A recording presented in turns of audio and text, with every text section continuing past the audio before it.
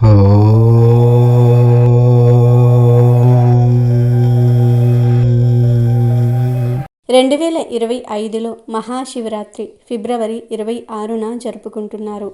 ఈరోజు శివపార్వతుల అనుగ్రహంతో భక్తులు తమ శుభకార్యాలను విజయవంతంగా పూర్తి చేసుకుంటున్నారని చెప్తూ ఉంటారు. మహాశివరాత్రి రోజున చేసిన పూజలు, వ్రతాలు శక్తిని, ప్రశాంతతను ప్రసాదిస్తాయి. అయితే ముఖ్యంగా తులారాశి వారు శివరాత్రి రోజు ఈ రెండింటినీ కలిపి శివలింగానికి అభిషేకం చేస్తే చాలు, వీరు కోరుకున్న కోరికలు నెరవేరి అఖండ ఐశ్వర్యం వీళ్ల సొంతమవుతుంది. తులారాశి వారు శివరాత్రి రోజున మహాశివుణ్ణి ఏ విధంగా అభిషేకించాలో అనేది ఈ వీడియోలో తెలుసుకుందాము. అంతకంటే ముందుగా మా వీడియో నచ్చితే లైక్ చేసి షేర్ చేయండి. అలాగే మా ఛానల్ని కూడా సబ్స్క్రైబ్ చేసుకొని మాకు సపోర్ట్ చేయండి. అలాగే ఓం నమః శివాయ అని కామెంట్ చేయండి. ఇక వీడియోలోనికి వస్తే ఈ సంవత్సరం మహాశివరాత్రి ప్రత్యేకమైన శక్తిని కలిగి ఉంటుంది.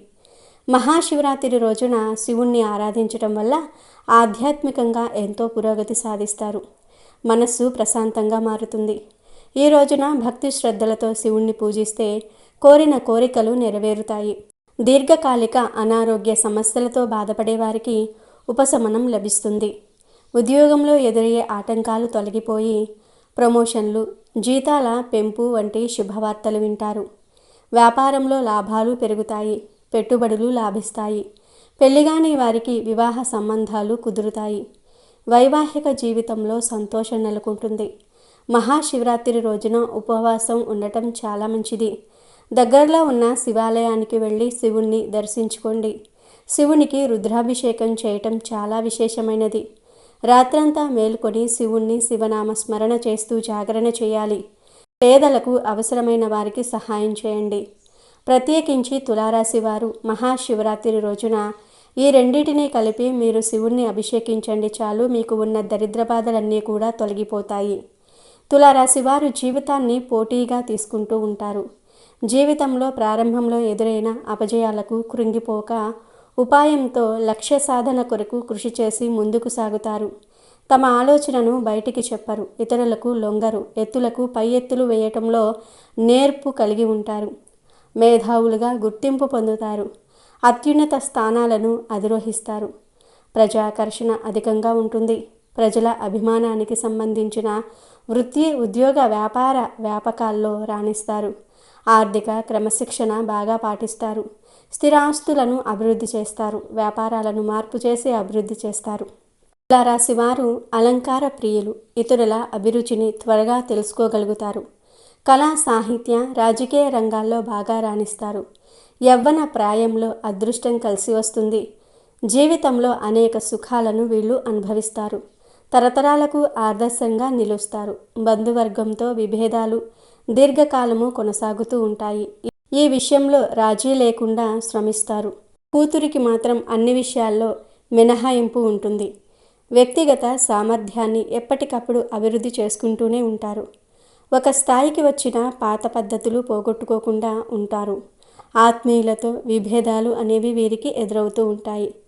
గతం మరిచిన విమర్శను ఎదుర్కొంటారు. విదేశయానము లాభిస్తుంది. సాంకేతిక విద్యలో రాణిస్తారు. మంచి మార్గదర్శకత్వం, ప్రతిభ ఉంటుంది. శని మహాదశ రాజయోగాన్ని ఇస్తుంది. తులారాశి వారు మహాశివరాత్రి రోజున ఈ ఒక్క పని చేస్తే చాలు, వీరికి ఉన్న అన్ని బాధలు కూడా తొలగిపోతాయి. అదేవిధంగా తులారాశి వారికి మహాశివరాత్రి రోజున వీరు శివుణ్ణి ఆరాధించడం, ఉపవాసం, జాగరణ చేస్తే చాలు, వీరికి ఉన్న కష్టాలు తొలగిపోతాయి. వీరి జీవితంలో ఉన్నత స్థితికైతే చేరుకుంటారు. ఉదయమే నిద్రలేచి తలంటు స్నానం చేసి ఆ శివుణ్ణి అభిషేకం చేసి అదేవిధంగా ఆ రోజు జాగరణ చేసి అర్ధరాత్రి లింగోద్భవ కాలంలో వీరు గనుక శివునికి రెండింటినీ కలిపి అభిషేకం చేస్తే చాలు, వీరికి ఉన్న గ్రహదోషాలు అలాగే ఇతిబాధలు అన్నీ కూడా తొలగిపోతాయి. చాలామంది కూడా సంతానం లేక బాధపడుతూ ఉంటారు. వివాహం ఆలస్యమవుతుందని ఇలా అనేక రకాలుగా జీవితంలో ఉన్న సమస్యలు అయితే ఎదురవుతూ ఉంటాయి. ఇలాంటి సమస్యల నుండి బయటపడాలంటే తప్పకుండా ఈ పరిహారం చేయండి. తులారాశి వారు అయితే తులారాశి వారు ఈ ప్రత్యేకమైన అభిషేకం చేయటం వల్ల శివునికి ఉన్నత స్థితికి చేరుకోవటం, అలాగే విదేశీయానం, ఇలా ప్రతి సమస్యకు కూడా మీరు చెక్ పెట్టవచ్చు. అదేవిధంగా మహాశివరాత్రి రోజున లింగోద్భవ కాలంలో, అంటే లింగం ఉద్భవించిన కాలం అంటే అర్ధరాత్రి పూట ఉంటుంది. ఈ అర్ధరాత్రి సమయంలోనే శివునికి జాగరణ చేసి శివుణ్ణి చాలామంది కూడా పూజిస్తూ ఉంటారు. కానీ ఆరోగ్యం సహకరించని వారు, షుగర్ పేషెంట్లు, ముసలివాళ్ళు, చిన్నపిల్లలు మాత్రం జాగరణ చేయకపోవటమే మంచిది. అదేవిధంగా మితంగా తిని ఉండవచ్చు. పళ్ళు, పళ్ళ రసాలు, పాలు ఇవన్నీ కూడా మీరు తీసుకోవచ్చు. అలా తీసుకోవటం వల్ల కూడా మీరు ఉపవాసం చేసినంత ఫలితమే దక్కుతుంది. మద్యపానం, మాంసాహారానికి దూరంగా ఉండాలి. అదేవిధంగా తులారాశి వారు శివునికి అభిషేకం చేసినప్పుడు రాగి చెంబులో స్వచ్ఛమైన నీరు పోసి అందులో కొంచెం పచ్చకర్పూరము, మారేడు దళాలు వేసి శివునికి మీరే స్వయంగా అభిషేకం చేయండి. అభిషేకం చేసే ముందు ఆ చెంబును మీ చేతిలో పట్టుకొని మీ సంకల్పం చెప్పుకోండి. ఈ పరిహారం మీరు కుటుంబం కోసం, వ్యాపారం కోసం, ఉద్యోగం కోసం, చదువులో మంచి ర్యాంకు పొందటం కోసం చేయవచ్చు. ఆర్థిక, ఆరోగ్య సమస్యలను తొలగించుకోవడానికి పరిహారం చేస్తే 100కు 100% ఫలితాలను పొందుతారు. శివునికి అభిషేకం చేసే సమయంలో మౌనంగా ఉండాలి. మంత్రాలను జపించాలి. ఒకవేళ మంత్రాలు రాకపోయినా ఓం నమఃశివాయ, ఓం నమఃశివాయ అంటూ మంత్రోచ్చరణ చేస్తూ ఆ పంచాక్షరీ మంత్రాన్ని జపిస్తూ మీరు గనుక శివునికి అభిషేకం చేస్తే మాత్రం మీకు ఉన్న అనేక రకాలైనటువంటి సమస్యలు తొలగిపోతాయి. జీవితంలో ఎదురయ్యే ప్రతి విషయంలో కూడా మీరు చాలా విజయాలను సాధిస్తారు. అదేవిధంగా మీకు ఉన్న అనేక కష్టాలు తొలగిపోవటమే కాదు, మీకు ఉన్న సమస్యలన్నీ కూడా తొలగిపోతాయి. ఉన్నత స్థితికి వెళ్తారు. మళ్ళీ మహాశివరాత్రికి మీ జీవితంలో ఉన్న కష్టాలు తొలగిపోతాయి. ఈ విధంగా శివునికి అభిషేకం చేస్తే మీకు దైవానుగ్రహం ఎక్కువగా ఉంటుంది. కాబట్టి తులారాశి వారు మహాశివరాత్రి రోజు శివలింగానికి ఈ రెండింటినీ కలిపి అభిషేకం చేయండి. పచ్చకర్పూరము అంటే సువాసన భరితమైనది, మనకు ఉన్న దోషాలను తొలగిస్తుంది. ఇక మారేడు ఆకులు, బిల్వదళాలు శివునికి ఎంతో ప్రీతికరం. ఇక చెంబుడు నీళ్లు పోసిన శివుడు అనుగ్రహిస్తాడని నానుడి ఉంది కదా, అందుకని మారేడు దళాలతో శివుణ్ణి అభిషేకం చేస్తే చాలు, మీకు ఉన్న కష్టాలు తొలగిపోతాయి. నీళ్ళల్లో పచ్చకర్పూరము, బిల్వదళాలు వేసి శివలింగానికి అభిషేకం చేస్తే సర్వపాపాలు తొలగిపోతాయి, అష్టైశ్వర్యాలు ప్రాప్తిస్తాయి. మరి తులారాశికి చెందిన వారందరూ కూడా ఈ మహాశివరాత్రి పర్వదినాన శివలింగానికి నిష్టగా పూజించి ఆ రెండిటితో అభిషేకం చేయండి. శివ అనుగ్రహాన్ని పొంది ఆనందంగా జీవించండి. ఈ శివరాత్రి పర్వదినం అనేది శివుడికి అత్యంత ప్రీతిపాత్రమైన రోజు. అయితే ఈ శివరాత్రి పర్వదినం రోజు భారతదేశమంతా శివుణ్ణి ప్రత్యేక నామాలతో కొలుస్తూ ఉంటారు. ముఖ్యంగా శివరాత్రి రోజు శివుడికి చేసే అభిషేకాన్ని అభిషేకం ప్రియ శివః అంటారు. శివుడికి అభిషేకం అంటే చాలా ఇష్టం. నువ్వు పంచామృతాలు పెట్టనవసరం లేదు. శివుడిపై కొన్ని నీళ్లు పోసినా చాలు, శివుడు సంతోషించి అనుగ్రహిస్తాడు. శివుడికి జలం అంటే చాలా ఇష్టం.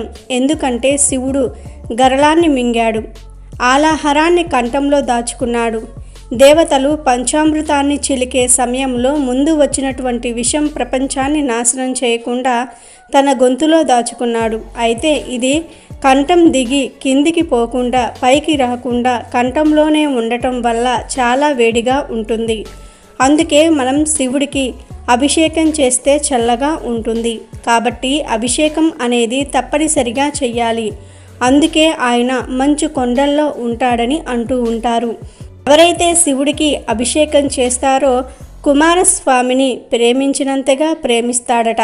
ముఖ్యంగా శివరాత్రి పర్వదినం చూసుకుంటే అభిషేకము, జాగరణ, ఉపవాసము ఉంటాయి. ముఖ్యంగా ఉపవాసం అంటే ఆ రోజు మనం పూర్తిగా ఏమీ తినకుండా శివనామ స్మరణ చేస్తూ ఉంటాం. దీంతోనే రోజంతా గడుపుతూ ఉండాలి. శివరాత్రి రోజున స్నానం ఎంత ముఖ్యమో ఉపవాసం కూడా అంతే ముఖ్యం, అంత శ్రేష్టమైనది కూడా. రోజంతా ఉపవాసం ఉండి ఆ మరునాటి ఉదయం భోజనం చేయటం ఒక పద్ధతి. కొందరు శివరాత్రి నాడు పగలంతా ఏం తినకుండా ఉండి రాత్రి నక్షత్ర దర్శనం చేసుకుంటారు. ఆ తర్వాత భోంచేయటం ఒక ఆచారం. దీన్నే నక్తం అంటారు. మరికొందరు పగటిపూట ఏదో ఒకటి తిని రాత్రి ఉపవాసం ఉంటారు. దీన్ని ఏకభుక్తం అంటారు. అసలు శివరాత్రి మహత్యమంతా కూడా రాత్రి వేళల్లోనే ఉంటుంది. అందుకే భక్తజనులందరూ కూడా ఈ రాత్రిపూట భజనలు, పురాణ కాలక్షేపం లేదంటే శివనామ స్మరణతో గడుపుతూ ఉంటారు. కొందరు వీలున్న వారు అర్ధరాత్రి లింగోద్భవ కాలంలో అభిషేకాలు అర్చనలు చేయించి శివ కృపా కటాక్షాలను పొందుతారు. రెండవది జాగరణ. నిద్రపోకుండా ఉండి మేలుకోవటంతో ఉండటం అంటే నిద్రపోకుండా మేలుకువలో ఉండటం. మేలుకువతో అంటే నువ్వు సినిమాలు చూస్తూ మెలకువగా ఉండకూడదు. శివుని కథలు పాటలు స్మరణ చేస్తూ మాత్రమే మెలకువలో ఉండాలి. దీనినే శివరాత్రి జాగారం అని అంటారు. శివుడికి మనం ఎన్ని రకాల ఆహార పదార్థాలు పెట్టినా స్వామికి ప్రీతిపాత్రమైన అభిషేకం పాలతో కానీ, కొబ్బరి నీళ్ళతో కానీ, చక్కెరతో కానీ, అన్నంతో కానీ అభిషేకం చేస్తే చాలా మంచిది.